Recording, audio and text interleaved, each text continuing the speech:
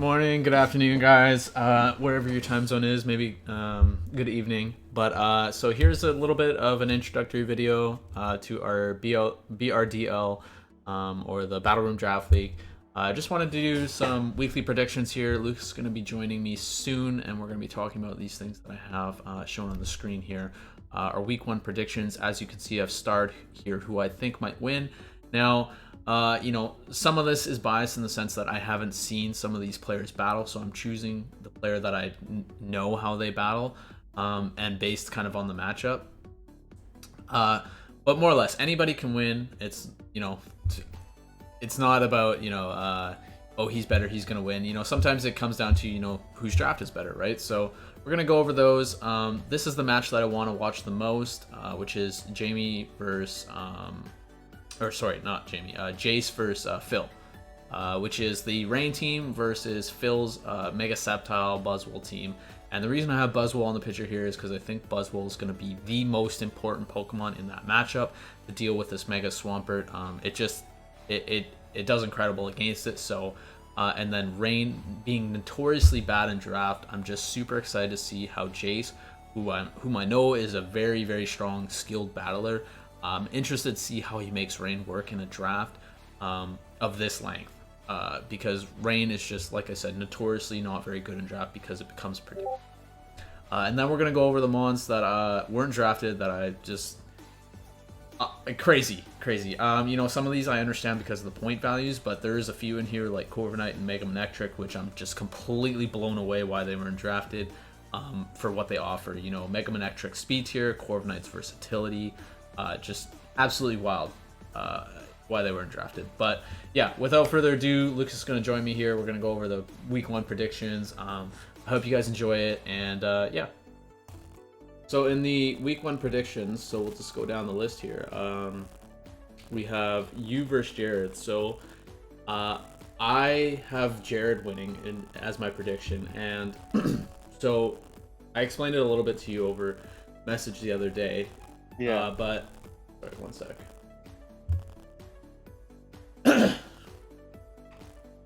So it's not so much that I think Jarrod is gonna win, just like, he's got more skill or something like that.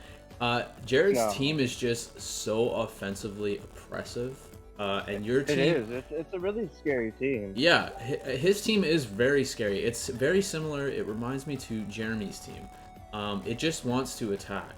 So, and I feel like for a team like yours, where it's a little bit more balanced, balanced teams really struggle with things like this. If Jarrod's putting sub on something, and he forces a switch and then he subs behind something with Dragonite, with Mawile, obviously you wouldn't do Dragonite because Marvel Scale, but Mawile, Volcarona, that could easily be like a 4-0 right there, just from setting up. Yeah, for sure, 100%. So I feel like in that matchup, it's like, if you, Lucas, are going to be playing more passive, that's a really, really hard matchup that I find it very difficult to win. Yeah. And Jarrod, if he just sends out Dragonite first and, starts setting up and starts wall breaking your team, I mean, it's a really hard thing to figure out. So it really is too. That's kind of where I feel about the match. Yeah. And and looking at Jarrod's team, and it is scary because, you look at things like Mawile, that has really good versatile moves with like Stone Edge and some of the elemental fangs and Play Rough, and then it also gets the huge power when a Mega evolves, and we already know what Sucker Punch can do. Yeah. But it does not have the speed, so. And if he does play it first, there is a good chance that, I do have a good chance of playing like a Nidoking or anything. Yeah. Also looking deeper down, Dragonite. Like, how does he want to use that Dragon? Yeah. Because all he really has for a reliable defogger or a magic balance is going to be Axu.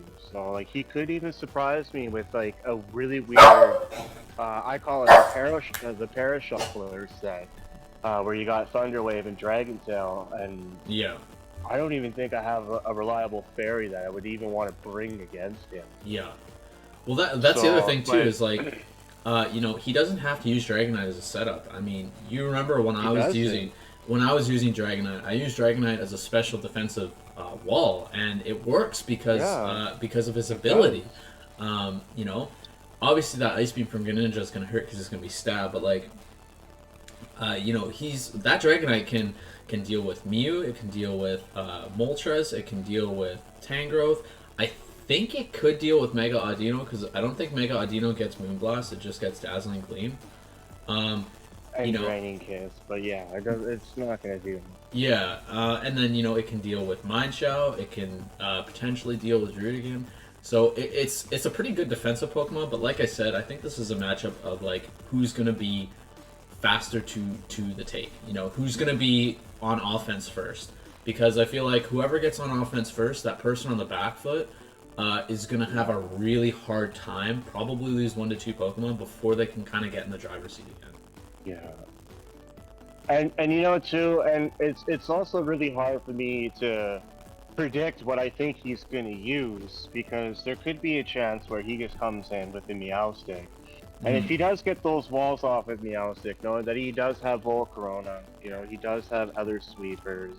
Yeah. And if he does want to get, you know, a little hairy, because he is a big fan of Infernape. Like, Infernape is another hard Pokemon to predict, because it can be physical or special. It can be physical and special, because it does get Swords Dance, and it does get Misty Plot, it does get Calm Mind, Vacuum Wave, Mach Punch, so it's definitely going to put pressure, and, you know, it kind of makes you think of, like, you know, if you're going to stay out there for a move or not. You're thinking, hey, I might be able to take it if it's an attacker. Right. And then, boom, he hits you with a hidden power. And this is another thing, too, that I also got to watch out for, because he does have some really potent potential hidden power users. Like, like you can't wall Volcarona anymore. You can't wall Jolteon anymore. You know, special attacking Infernape can run hidden power. Hidden power really opens up move pools for a lot of Pokemon where like you just said, you gotta be a lot more careful because they're not as easily walled. Yeah, like it's, you know, like there's a few things that I am looking at on his team that I do personally feel are going to be predictable. It's going to be Mega Mawile, you know, Swampert. Looking at his team, you know that he's not going to want to use it as a sweeper. Yeah. He's going to want to use it as a Stealth Rock's Toxic. Like, that is what Swampert is screaming on his team. Yeah. And if he does decide to use it different, you know, that could really cost him, knowing that he does have other Mons in his arsenal that can, you know, come in and be more of a threat.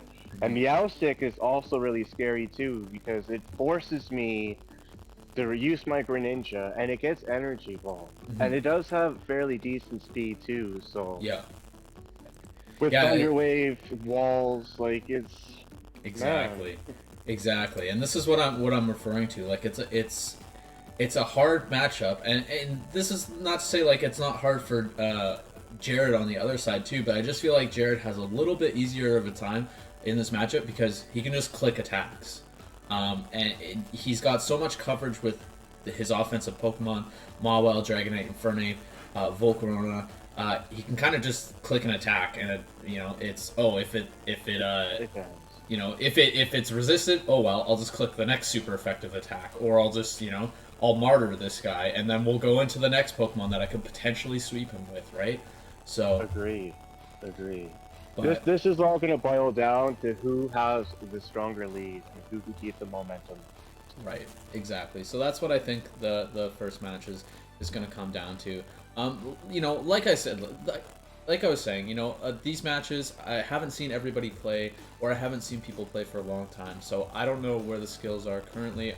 I'm honestly excited to see all the matches, but for the number 2 match... Jarrod's come a long way. Yeah. Like, in my personal view... from when I seen him months ago when he first came into the league, and he was just a challenger at the time, using really weird, unorthodox stats, I want to say that he had like a Focus Blast on a Cinderace. I could have him mistaken for somebody else, but there was some really weird whatever I'm trying to say there, stats, but unorthodox, he's definitely come a long way, in his clan wars. Like, he's beating some really big players that me myself haven't even been able to beat, and he's beating them pretty good. Like, we're talking like 4 to 5-0 wins. Yeah. Yeah, no, So he's definitely come a long way. So I can't underestimate Jarrod whatsoever and his skill and his knowledge now. from what I remember on Jarrod, he just needs to, obviously, like, I hope both of you do good, of course, but for Jarrod, I think he hasn't fully refined his skills yet, kind of like where I feel like you are. You're in a spot where you're comfortable with your skill. I feel like Jarrod, if he can stay comfortable and have a clear mind, he's good. Because he always seems to build a good team. Or he does. In the last. Look at his draft. I know. This is what I mean. Like his. Like it's amazing. Our last draft that we had, which unfortunately didn't like make it all the way through. He drafted a good team then too, but it was his head that was kind of pulling him away from those wins. So yeah, no, I'm excited to see that match too. But for the I'm not gonna lie. Like between all the teams right now that I'm looking at, like I do definitely have like in Luke's tops. I definitely have Jarrod in like the top 5 with his team right now. Yeah. Like. It is very scary. I just think it's one of those. Yeah. It's one of those teams that's just if you make a wrong move, it's a sweep. You're done. Right. So it is 100%. Yeah. You basically got to have a bulky enough team to deal with his threats, which is almost impossible against Mega Mawile, and to some extent Dragonite. Right. Yeah. So, but for the second matchup, we have Jace and Phil, which I'll get into later. About like why I think that's like my most anticipated match, but we'll look at the matchup. So it's Mega, it's a Rain team versus Mega Sceptile and some friends here. So yes. This match this is a cool match because Rain is notoriously bad in draft just because it's extremely predictable. And just it's more simplified to prepare for, but from what I remember, Jace is a pretty like good battler. Like he's really good. So I haven't seen Phil battle. No. So I have. Okay. Yeah. So I'm very curious to see where this goes because Phil has super good options to deal with Mega Swampert and just Rain in general. I mean, he has Lightning Rod on Mega Sceptile to deter that Volt Switch. He has Buzzwole to deal with Mega Swampert. He's got Regieleki to deal with just the speed tier. I mean, I think Regieleki, if I'm correct, so we'll just do a quick calculation here. I think Choice Scarf Regieleki outspeeds Rain Swampert. So doesn't it outspeed it at a timid nature? At a 502, I think it would be at a max. Yeah, so if we go +1 here, it's 748. Swampert. Yeah, no, Swampert in the 300s? It way outspeeds. Yeah, so Swampert and Rain hits 524, and then Regieleki with Choice Scarf reaches 748. So if you have... Oh, see, that's the thing, though. The new gen Pokemon actually can't learn Hidden Power, I believe. Yeah, which makes total sense because they haven't really technically had it. Yeah. So, okay, so then he can't really deal with it in that regard because I was forgetting that the new gen Pokemon can't learn Hidden Power. But, I mean, he can still deal with, anything, like, I mean, he can deal with the Ambipom, he can deal with Magmortar, he can deal with Kartana using Regieleki for the speed tier, or just honestly, he could just set up screens with Regieleki, right? Yeah, like I'm looking at both their teams right now. I have seen Phil play. Like Phil is, I think he's a phenomenal player. Yeah. He just made it to the finals there in this OU thing for Clan Wars. He lost, but to go that far, he beat Jace, I believe, twice. Oh shit, okay. Yeah, I could be wrong, but he definitely Like wow. I really like. I'm not tickling his balls or anything. I think he's a really phenomenal player. Very intelligent. So that makes this matchup even crazier. It does. And Jace is another really good player. Like I've seen this man make it very far in tournaments. He's never been an easy victory. Like, yeah, so this is what's interesting about this for him to draft a Rain team, and I'm sure Jace knows Rain is notoriously bad in draft as well. And then Phil just has all these options to deal with his team. And all counters too. Yeah, especially defensive. You're looking at Septile. Yeah, especially defensive. Gliscor deals with Zapdos without Hidden Power Ice. Septile, Lightning Rod, Buzzwole, Mega Swampert, Volcanion can Water Absorb. Bullet Punch on Metagross or Meteor Mash for Clefable. He has all these options. Not to mention he's got Sticky Webs with Shuckle, which completely neutralizes Rain, right? So I wonder if he uses Shuckle, knowing that there will be Rain on the field. Yeah, I mean, it's just forcing Jace to play defensively to get the Sticky Webs off the field so that he can actually utilize Rain. Right? So, yeah, I don't know. I feel like Jace's team really needs Rain. I don't feel like the supporting Pokemon are good enough to not run Rain.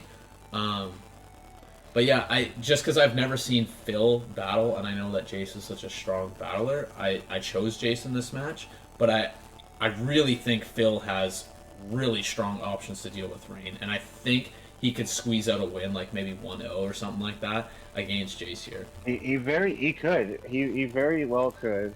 One thing that definitely stands out to me, I don't know if Jace is going to use it, is Murkrow is a really good candidate in this battle, just because I'm looking at Phil's team and I'm not seeing a Dark type. Oh. I'm not seeing a Dark type, so he can easily get rid of webs and everything really quick with, I want to say Murkrow gets Steve, does it not? We can check right now.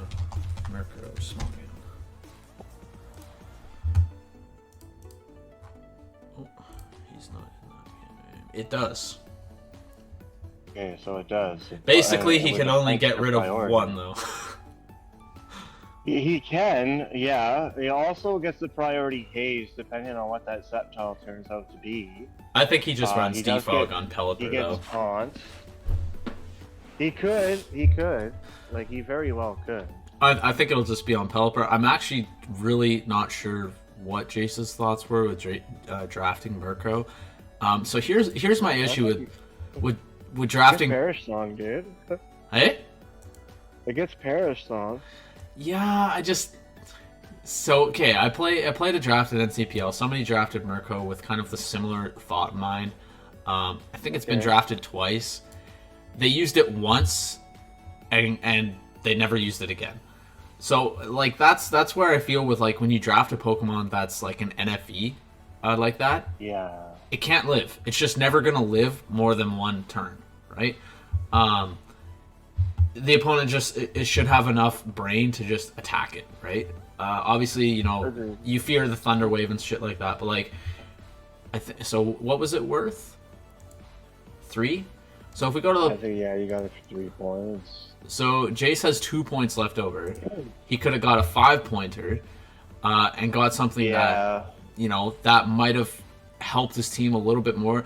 Houndoom is in the 5-point tier. You got Rotom Fan in the 5-point tier. You got Smeargle. You got Spiritomb. You got Steelix. You got Archeops even.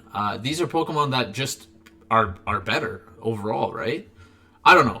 Correct me if I'm wrong. Anybody watching or Lucas, correct me if I'm wrong.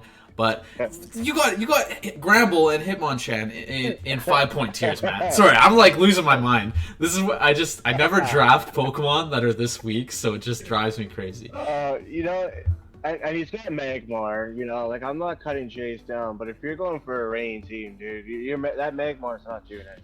Dude, look, he's got so many better Pokemon in the 3-point tier. You got Noctowl. He does. Much stronger with Tinted Lens. You have Dusknoir, you have Bouffalant, you have Beheeyem, you have Basculin at 3 points. You do. And Basculin would have been really good with this rain team. Yeah. And looking, you don't necessarily need to draft the 12 Mons. Like, you could stack Murkrow and Magmar and free up 6 points. Yeah. And you said that he has 2 points left over? Yeah. So like that's Dude, so that's 8 points. 8 points. That's a really, really good Mon so that you can bring into your team. This is a point that I kind of want to bring up. Like, it's good to draft 12 Pokemon, but I don't feel like wasting points. And again, correct me if I'm wrong. Tell me there's some wicked strategy with Murkrow if there is. But when you use your 12 spots, I feel like it's a waste when you draft a Pokemon like Murkrow, which you may only use once. I feel like if you're gonna draft 12 Pokemon, you draft 12 Pokemon that you're gonna use. So, agreed. If we go over to, I'm gonna go over to my draft in another one right now, and I'm just gonna read out my team because I filled out my 12 slot. So obviously this draft had a lot more things not banned in it. So there was a few more options, but okay, so I got Zygarde. Oh, is that the one with Spectre or whatever? Yeah, so I got Zygarde, Corviknight, Finny, Mega Manectric, Miltank, Incineroar, Hitmontop, Spectrier, Serena, Vanillux, Meowstic, and Machamp. So out of all of that, there's not one Pokemon that I'm like, ooh, I think I'm only gonna use this one time, right? All those Pokemon can be utilized in some sort of matchup that I have, and they're all good and strong enough or bulky enough to live or deal damage. Machamp may be low on the tier list, but he hits like a brick. He's got 394 attack, I believe. Vanillux has Freeze Dry and Aurora Veil. Serena, just a really bulky Pokemon with lots of coverage and rapid spin. So that's where I feel when you draft 12 Pokemon, you want to draft 12 Pokemon that you're actually going to use, and if you're not going to use it, you might as well just do what you said. Stack your points. Get rid of Murkrow, get rid of Magmar, get an 8-pointer, right? There's, in the 8-point section... Really good 8 Mons. There's really good Mons. Yeah, you have, Barbaracle, you have Drapion. Drapion is a phenomenal draft Pokemon because it's got Toxic Spikes. It's Dark Poison. You have Machamp available to you, so you have Miltank available to you. You have Pangoro with Scrappy. You have Runerigus. It's just so before I carry on with the rant here, that's just how I feel about drafting 12 Pokemon. Durant would be a very phenomenal pickup for him. Yeah. With his rain team. Yeah, he has no steel type and his hustle ability. Yeah, and you do a choice band first impression, if you want to get scary. Yeah. Or a life orb, there's some really good options there. So we spent quite a bit of time on that matchup because I was going crazy about the draft points here. Drives me crazy. The next matchup is probably my second most interested matchup, just because I know how both of these guys battle. I know that they're both really strong battlers, so this is going to be a tight matchup. It's Jayme versus Richard. So, I'm going to say right off the bat, get my bias out of the way, I think Jayme has the best team right now. Do you? He does really have a I really like balance, so I'm a little bit biased about that. But I think Jayme utilized his points the best. I think he has a lot of coverage. He has some overlapping weaknesses, which I'll tell you guys about in the analysis. But this is going to be a close matchup, I think. You have Richard, who drafted a Fairy Dragon Steel Core with Tapu. He did too. Yeah, Tapu Fini, Mega Altaria, and Magnezone or Registeel.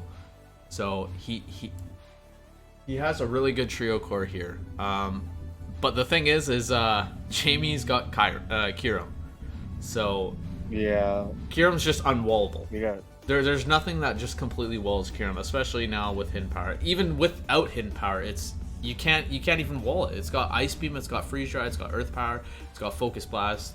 It's just I don't know how you deal with that Pokemon, to be honest. He's gonna have a hard time definitely with that. Yeah. And and looking deeper into his roster here, He would have to do like maybe a choice scarf just to kind of break it, and that's not even saying if his Tyroom has a choice scarf itself, because he does have close combat with Krook. But yeah, like it's gonna take all of this guy's team. Like, Yeah, no, it's he's gonna have a really tough time with that. Lopunny, we already know is gonna be. It's gonna be an asshole. Like, So- it's gonna be doing those fake outs. That's the other thing that's a good point to bring up here, now that you mentioned Lopunny. Look at the speed tier difference. Look how slow Richard's team is. And then look at the speed and priority that Jayme has. He's got speed and priority in Lopunny. He's got teleport and Slowbro. He's got speed and priority in Zygarde. And then he's got priority in Braylon. So, and then he's got like actual speed and for Alligator, like choice scarf ditto. I'm with you for sure. Yeah, I'm Right? with you for sure. I definitely think. Excuse me. I think for sure Jayme's gonna take out Richard. Yeah, so battle. that's why I voted Jayme. I just feel like he's got the speed tier advantage here. He's got a Pokemon that's just really hard to deal with in Kyurem. And then he's got an extremely solid defensive backbone between Slowbro and Florges. That's a pretty hard duo to break, considering Florges' special defense is so high, Slowbro's defense is so extremely high as well. They really cover each other great, right? They really do.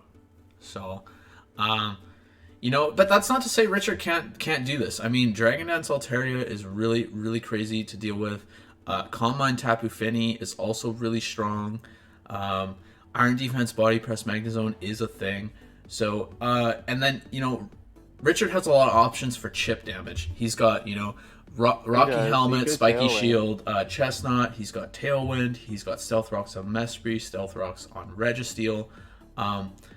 Maybe that's the name of the game for Richard here is bringing a more defensive team and wearing Richard's team down. And obviously trying not to invite in Kyurem, since Kyurem can just, obliterate walls, no problem. Maybe that's the strategy here for Richard, is bringing a lot of chip damage with Spikes and Stealth Rock, and a lot of defensive Pokemon. Maybe that's the name of the game for him. That's gonna be a really nice one to see. I can't wait for that one. Yeah. For the next matchup on the list here, we have Shoghi versus Matt, which we kind of got into a little bit earlier. So Shoghi versus Matt here.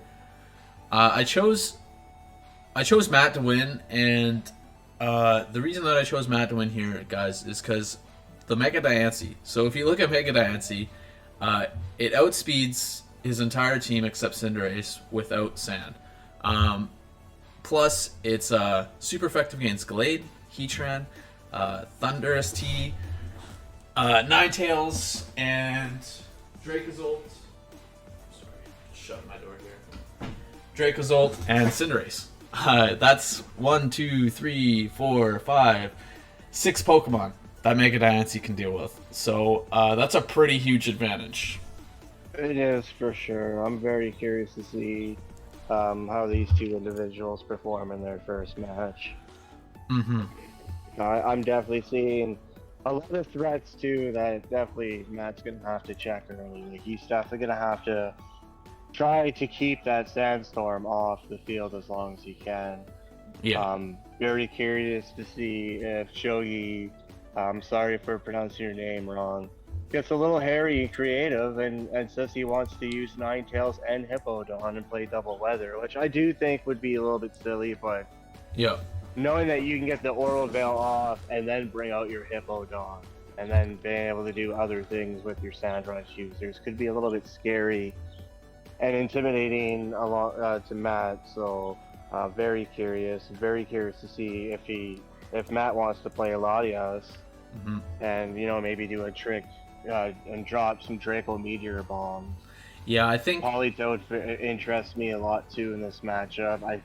I honestly think that it's going to be a really, really well useful mon in this matchup. So yeah, I think it's going to be really nice. I think this matchup comes down to Matt utilizing Mega Diancie.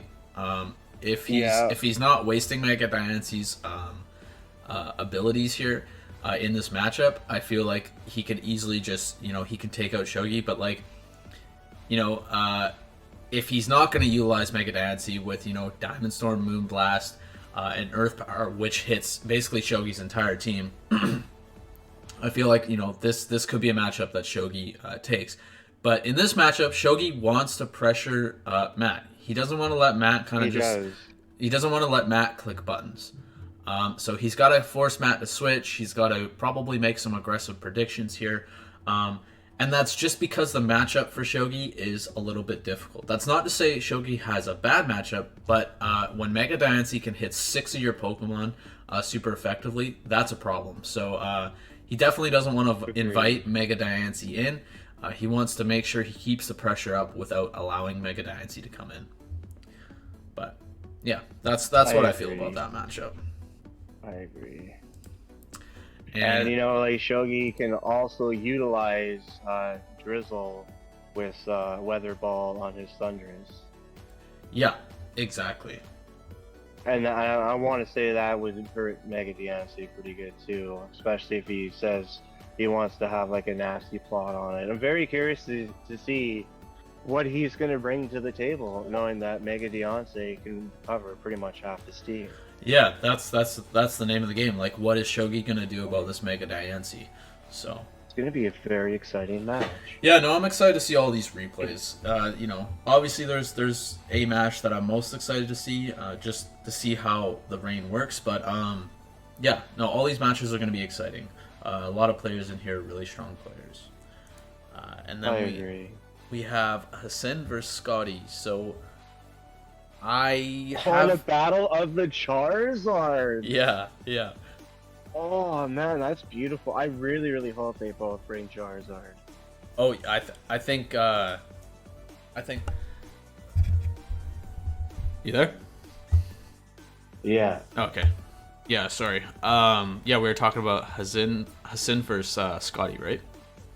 Yeah, so like looking at this matchup, there's something I noticed right away. With Charizard Y and Drought and Ninetales and Drought, there is a really good possibility that we do see Sun throughout like almost the whole entire matchup. This could be a really big downfall for Scotty, in my opinion. Just knowing that he has Jirachi and he has Scizor and he has a Moongoose or whatever its name is, and knowing that it is going to weaken Poliwrath and his Water Stab. So yeah, I don't think this is. To see how this one's going to play. In my opinion, this is one of the more stronger. This is the, how do I explain this without like sounding rude or disrespectful? I think the matchup is I think the matchup here is heavily in Hasin's favor. I agree. Hasin just has everything to deal with Scotty's team, and Scotty doesn't have anything that's kind of really threatening to Hasin's team. I mean, Alakazam, walled by Alola Muck, Jirachi, Ninetales deals with it, Mega Charizard X deals with it, Celesteela deals with it. You got Charizard Y, rocks. Charizard Y can't run heavy-duty boots. Scizor, you got both fire users. Hatterene setup. You have Pyukumuku. It's just everything that Scotty has, Hasin has something to deal with it, and it's not like Hasin. There isn't a Pokemon that's really, in my opinion, worrying Hasin here. If anything, the biggest one here that Hasin's got to worry about is specially defensive Mandibuzz. So maybe if Scotty can play around this Mandibuzz really well, that might be the only thing. But even then, Mandibuzz can't deal with Celesteela, so Scotty needs to keep options to deal with Celesteela. And that only option to deal with Celesteela is Mystical Fire on Hatterene or Charizard Y. But if Hasin has rocks up, it puts Scotty in this position where he's got to play very defensive. And he only has Mandibuzz to defog, which I also think Mandibuzz needs to be utilized with Toxic. So it's a tough matchup here for Scotty, I think. I agree. It would really, like I'm looking at Slurpuff. Like Slurpuff could do something if it gets its belly drum off with its unburden, but it could be a mid-game sweeper if he can, check a few things. But even then, But like he also has Halucha and Ndidi, and he can do the little seed thing. That's a very common thing to see in a lot of the OU battles. Well, it's like you were saying here with the Slurpuff with belly drum. Hasin has Pyukumuku with Unaware, right? So it's like, I don't know what Scotty does here in this matchup. The only thing that I can really think is playing around this Mandibuzz, that I don't see really anything threatening it besides, Charizard X with a setup, or, Plasma Fist, Zure, Aura, which even then it doesn't Oko Mandibuzz for sure. So just a tough matchup here for Scotty. It is, and this one is only going to be my favorite because the fact that, Charizard is my favorite Mon, and just to see the battle of the Charizard, it's going to be pretty sweet. Yeah. Yeah, no, this is again, like I said, you guys, these are all going to be good matchups. Well, I mean, good matches to watch. Some of them are going to be at a disadvantage, like Scott and... Yeah, that's a good way to put it. That's a good way to put it. Well, it is what it is, right? It's just the way the draft followed, right? Yeah. Like, I'm sure Scotty wasn't expecting, oh my god, I'm gonna be going up against this shit. Yeah, exactly. It's we'll see what happens. Like, and he could really pull something out of his ass, which I think would be really neat. Yeah, there's a lot of times. He's a really good battler. There's a lot of times where I see in draft, the better battler, even though he has a worse draft, comes out on top. It's just, I don't know who's better or worse in this matchup, so I guess we'll find out when we see that. It's going to be a really neat week this week. And then we have Jayme versus John here. So, Jayme versus John. So John's team, when he was drafting, my eyes just kept opening wider and wider and wider because he kept drafting mons that had shared weaknesses. So, I mean, I'm going to be talking about everybody's team, so it's not like I'm going to be exploiting. Oh, dude, he's so weak to freeze dry. Yeah, he's got freeze dry and he's got fighting, where he's just absolutely murdered by. So, Slacking, weak to fighting. Regice, weak to fighting. Blissey, weak to fighting. Melmetal, weak to fighting. Lapras, weak to fighting. Cobalion, weak to fighing. Lucario, weak to fighting. It's just... So there's these... Oh, my bad. I thought we were talking about Jeremy's team. I'm looking... I'm like, oh, yeah, no. I mentioned in Jeremy's analysis already, since he'll be the first one, that freeze dry is a problem in general. I think that move is really kind of overtuned. But yeah, Jeremy's extremely weak to freeze dry. So if... does Lapras get freeze dry? Yeah, Lapras gets freeze dry. So that's a really strong option here for John.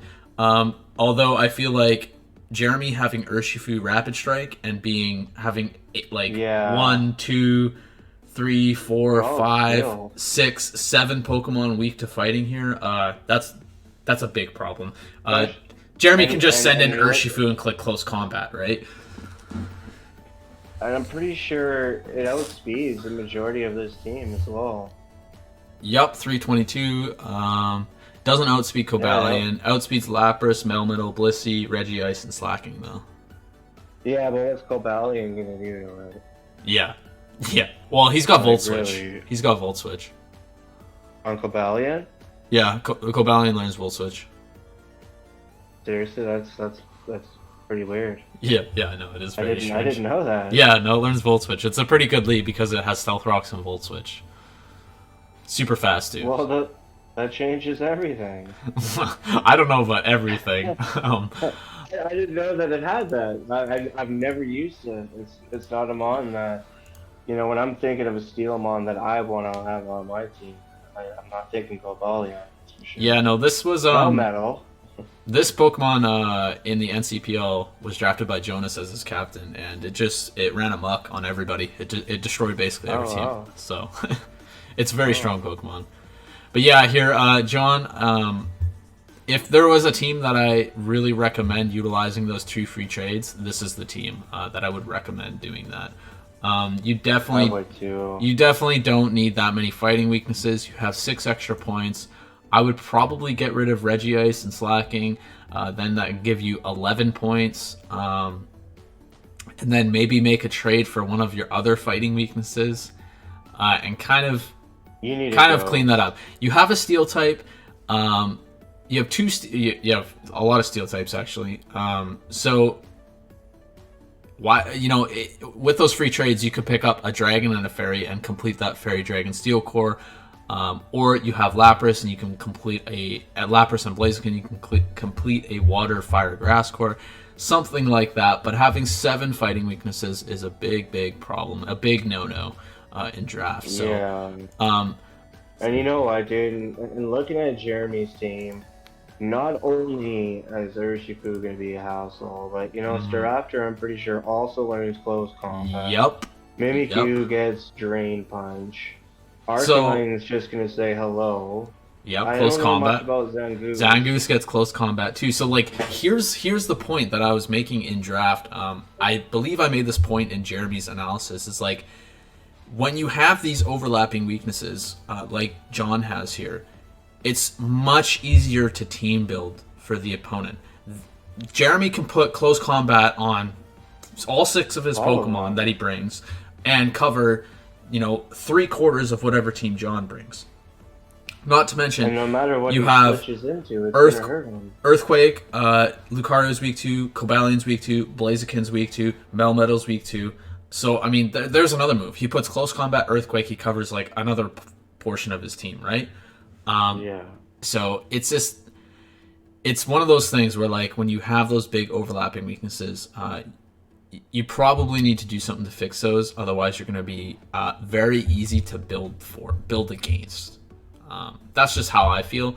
Obviously, like, to each their own. If you're happy and you're having fun with your team, kudos to you. All the power to you. I'm not here to be like, no, you need to draft better or anything like that. But I will tell you, if you want to draft some Pokemon that are going to help your team out, that it's recommended. So, but yeah, so for that matchup, I think it's kind of similar to Scotty and Hasin. I think there's a pretty heavy. It's not one-sided, but it's heavily in Jeremy's favor to win that match. Well, for sure. But you did make some really good highlights, because not only is he gonna struggle with Jeremy, there is a really good possibility that he struggles with a majority of all the other opponents. Well, that's the thing. Fighting type moves are so common. Yeah, and so many different mons can learn, like a Drain Punch, a close combat. Like, you don't have to be a fighting type mon to learn those moves. Exactly, and then having that other, coupled Earthquake weakness. Basically, every Pokemon learns Earthquake, so it's like, but like I said, if you're happy and you're having fun, all the power to you. I'm not here to, rain on your parade, but I will suggest things if you're wanting them. So, moving down the list, we have Blade versus Siraj. So, I haven't seen Siraj play in a long time. I remember playing him in a tournament myself, and Siraj definitely has some notable skill to him. Blade has been improving, though. I play with Blade in another draft league. He's been improving. He has 28 points left. He still has this habit of drafting a little bit weird. Like I said on the earlier matches here, I'm not here to rain on your parade. If you're happy and you're having fun, that's all that counts. Although, leftover 28 points, that's a lot of points that you could probably build some better options here, especially over. And he drafted 12 mons. Yeah, I know. That's when he drafted Inteleon first. I was like, oh, he's setting the bar here. But, well, like that focus energy sniper scope lens is pretty scary. Yeah, it is pretty scary. But yeah, so in this matchup, I think, I voted for Siraj to win here. Siraj has a pretty strong team. He's got screens available with Grimmsnarl here. And then he's got Galarian Moltres, he's got Tapu Koko. He's got a lot of interesting options. Mega Ampharos is is gonna check a lot of this team, Yeah. along with Tapu Koko with the terrain. Yeah. It is gonna definitely check Inteleon, Blastoise. If he does put say like a hidden power ice or grass, it's gonna check Toxapex, Sandaconda, Kingdra, Octillery, Dracloak. Toxapex, Kingdra. Yeah. Like so, yeah. Definitely, that alone's covering a lot of his team. Like he's not even gonna need to use a lot of his mons. Mm-hmm. Grimmsnarl for walls just to be safe. Incineroar, you know, um, Galarian Moltres is another personal favorite. Oh, Creamy here. Let's see if he has any dark types. Let's see if he has a dark type. Okay, so he doesn't have a dark type, so he could do the really nice rude defense boost, special defense boost, El Creamy with stored power. Oh, Cosmic Power, Stored Power? Yeah. Fuck. Yeah, I hate that combo, man. I hate that combo so much. It's rude, but you It's know, so gross. if you're giving somebody an opening to use that, like they're gonna use it. Exactly. I would every single time. This is, you know, even though I voted for Siraj here, this is a matchup that I really don't know how it's gonna come out. Like, I mean, Blade has Shell Smash on Blastoise, he has Shell Smash on Turtonator, he has Iron Defense Body Press on Orbeetle, he has two Focus Energy users in Kingdra and Inteleon. But like you were just saying, Siraj has Tapu Koko and Mega Ampharos, which covers a big chunk of Blade's team. So, very interesting match. I'm very curious to see who wins this one, actually. Whoever sets up first is winning. yeah, exactly, right? Because Blastoise can definitely do a lot of checks here. So Shell Smash Blastoise, okay, so it can have an Earthquake for Tapu Koko, it can have an Ice move for Shaymin, it can have a Dark move for Crustlia. I don't really know what it's going to do to that Float Soul.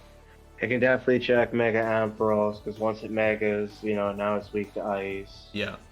Could do a little bit to El Creamy, Bravery for sure. It can give Grimmsnarl a problem. Definitely check Incineroar. It's going to check Moltres. So if Blastoise sets up, yeah, you better watch out, Siraj, that's for sure. Yeah, absolutely. Same with Inteleon. Like, Inteleon sets up. Inteleon's outspeeding a lot of these Mons. Like, already. I don't think it outspeeds Tapu Koko. No. But he definitely can stall out Tapu Koko unless if it has Grass, not Sandaconda. Yeah. I want to say Duraludin, or however you pronounce his name, can check it pretty decent. Can check because I'm pretty sure it's neutral to Fairy, is it not? Yeah, so like it has good typing to check it, but the problem is Duraludon only has 50 base special defense, I believe. It's really low. He wouldn't be able to even take he wouldn't be able to take a charge beam from Tapu Koko. Yeah, especially with terrain. So, the last Focus that shit. yeah.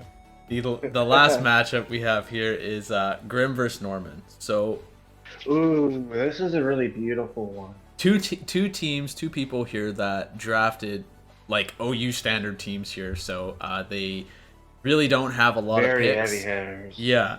Norman drafting 8 Pokemon and Grimm drafting 9.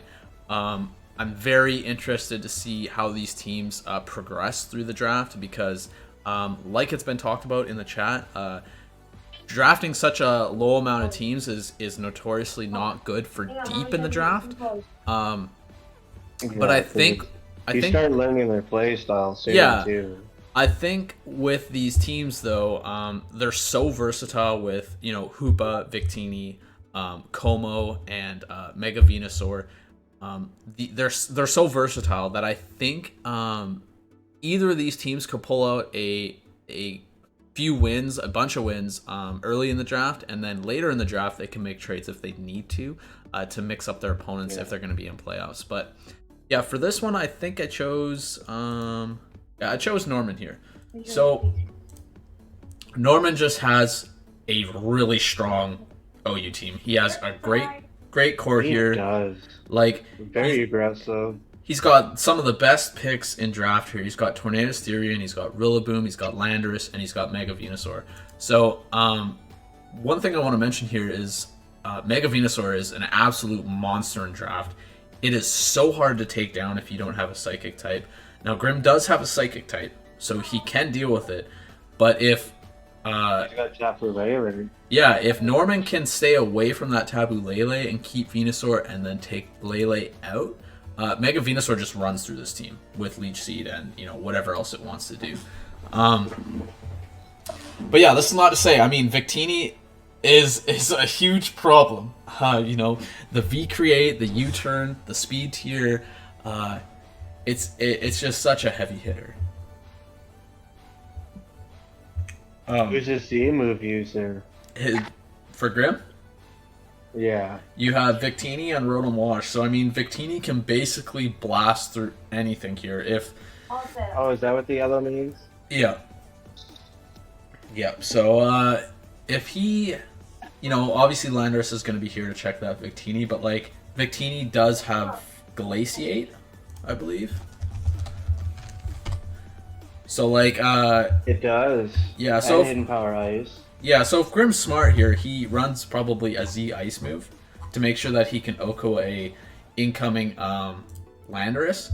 And then after that, he basically just... He can basically kill the entire team. Since he's got Bolt Strike for Keldeo, he's got Zen Headbutt for Venusaur, he's got U-Turn for Hoopa, V-Create obviously for Rillaboom here, and then he's got that the Glaciate or Z Ice for Tornadus. Yeah, I don't know. Now that I voted for Norman, but I'm looking at pretty ignorant here. Now that I voted for Norman, and now that I'm looking at it, Victini's pretty obnoxious for Norman to deal with here. So, I agree. Grim might actually just be able to pull this off just because of Victini. And when I say that, I'm not saying it like, Grim can't win, or Grim shouldn't win, or something like that. I just thought Norman was gonna I think Norman's gonna win because his overall team I think is better, but Victini just absolutely wipes out his whole team here. If he can deal with Landorus, like I said, with that Z Ice, I don't know how Norman stops Victini. I don't know how he does. So, very. Either do I, dude. This is going to be a really nice matchup. Jeez, now that I'm looking at it, I'm actually maybe more interested in this matchup because Victini is just so strong here. Yeah, we'll have to see. We'll have to see how Grim plays Victini here. He used to Tapu Lele on Hoopa. Well, does Hoopa outspeed it? No. Hoopa's 289 or 284, and Lele's 300-ish. Yeah. But even then, Hoopa doesn't... And he's very bulky. He's very, very bulky. Yeah. Yeah, I don't know. The chance he's bulky. Maybe this is more in Grim's favor. Maybe this is more in Grim's favor than I thought. Yeah, it is. This is all going to boil down to, who can check who and stay on top of the momentum. Well, whoever does that has a really good chance because both of them do have mons where the tables can turn very, very quick. Mm-hmm. Maybe I didn't look at this strong enough, but I mean, Grim's got Skarmory for Rillaboom here. He's got Rotom Wash for Keldeo. Como for Keldeo. Very, very interesting. Yeah, I don't know. It looks like, now that I'm looking at this a little bit more closely here, it almost looks like it's kind of like weighing in Grim's favor a little bit more in that matchup. So, very interested to see how that turns out. That's going to be a really nice match. Yeah. But that's all the matches. That's all our predictions. We'll quickly go over the mons drafted. We've already been here for almost an hour. These are just some of the mons that I think is pretty wild that they weren't drafted, considering how strong their performances normally are in draft. Those Pokemon are Latios, Mega Aerodactyl, Corviknight, Mega Aggron, Sylveon, Mega Manectric, Porygon 2. Yeah, I'm pretty blown away that those Pokemon weren't drafted at all. Yeah. I might make a trade, who knows? I'm curious to see how my team goes. Yeah, I don't know. For teams that have a slower speed tier, a more Trick Room-esque type. For example, you know, Jarrod's team here, with the Mega Mawile. I'm a little bit, you know, wondering why Porygon 2 wouldn't be drafted, because it's such a good Trick Room setter. It's got Teleport. It's not setup fodder because it does hit hard still, so you can't just set up in its face. Vaporeon notoriously drafted in draft all the time just because Wish, Heal Bell, it's super bulky, it's a water type. It now has Flip Turn. But one of the more two of the more interesting ones, which I was very confused why they weren't drafted, is Corviknight and Mega Manectric. Now the other Pokemon, I can kind of understand why they weren't drafted point wise, but for Corviknight and Mega Manectric, I'm very confused why those Pokemon weren't drafted. Mega Manectric was 12 points, I believe. That's 12 points, and it's giving you a 405 speed tier. It gives you Intimidate. It gives you Lightning Rod. Good coverage, especially Hidden Power. Very confused why that wasn't drafted. I mean, looking at the Pokemon that were drafted, you have Blastoise, Breloom, Chansey, Groudon. I just feel like Mega Manectric is one of those top tier 12-point mons. And then you have Corviknight, which is only 15 points, and I feel like is an extremely versatile mon in draft. Can be physically defensive, specially defensive. It can set up with Iron Defense, Body Press, or it can set up with Bulk Up, Brave Bird. A very difficult mon to deal with if you don't have something to break it down with either an electric type or a fire type, and then it being physically defensive or specially defensive. Pretty wild Pokemon, and pretty wild that that wasn't drafted. Super surprised. I actually expect this Pokemon to be picked up in the draft later on. If it doesn't, I'll be completely blown away and flabbergasted. So, but yeah, that's how I feel about this. About Corviknight? Yeah, I don't know why he wasn't drafted at all. That's your boy. He always drafts that. Yeah, I mean, maybe I'm biased because I usually like drafting it, but like, I don't know, man. I feel like Corviknight is just such a strong Pokemon, and I don't know. You know, there definitely is a lot of mons I too thought would have been drafted too. Basically too on Team Needs, like we were speaking about John's team and Yeah. Blade's team. You know, like Corviknight's out there. You know, I would probably try to pick that up if I were one of you. Yeah. Maybe not John, seeing how you're so weak to steel, but yeah, it would be his 8th you steel know, type. You got so many steals, yeah. Right.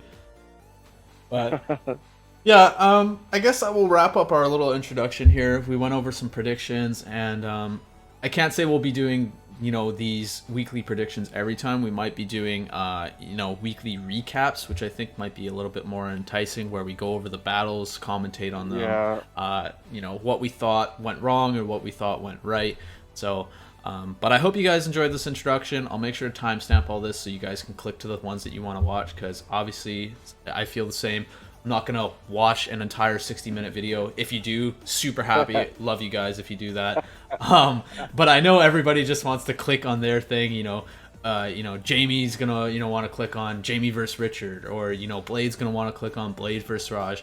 He's probably not gonna be like, ooh, I'm gonna click on Hasin versus Scotty because I want to see that match. This, you know, I understand, right? So that's why Checking the ball out. yeah, I understand. So I'll make the timestamp so you guys can click on that. You guys don't gotta sift through the video because nobody likes doing that and searching for their own thing, right? So, yeah, hope you guys enjoy it, and good luck to everybody in the draft. Lucas, thank you for joining me here, and you know, allowing me to talk to somebody while I do this is a lot easier. All right, buddy. Well, until next time, everybody, enjoy. We'll catch you guys later.